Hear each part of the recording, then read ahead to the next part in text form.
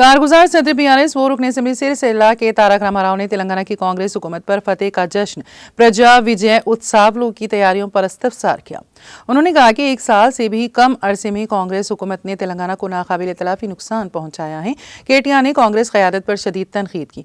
उन्होंने कहा कि कांग्रेस हुकूमत को फतेह का जश्न मनाने के बजाय स्कैम्स कार्निवल मुनक्कद करना चाहिए। उन्होंने कहा कि इंतखाबी वादों की तकमील में कांग्रेस की नाकामी का सबूत यही है कि उसने अवाम के लिए कुछ नहीं किया, सिर्फ वादे ही किए गए, वादों पर अमरावारी निर्धारित हैं।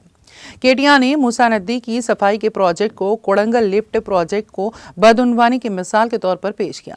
सोशल मीडिया प्लेटफॉर्म एक्स पर इजहार ख्याल करते हुए केटीआर ने कहा कि कांग्रेस हुकूमत ने आज़ाद हिंदुस्तान की तारीख में इंतहाई कलील वक्त में सबसे ज्यादा अवामी मुखालिफत को हासिल किया है।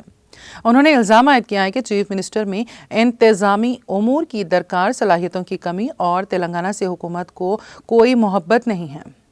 उन्होंने गरीबों के मकानात को मिसमार करने और फतेह का जश्न मनाने को समझ से बालातर करार दिया और कांग्रेस हुकूमत को तनकीद का निशाना बनाया।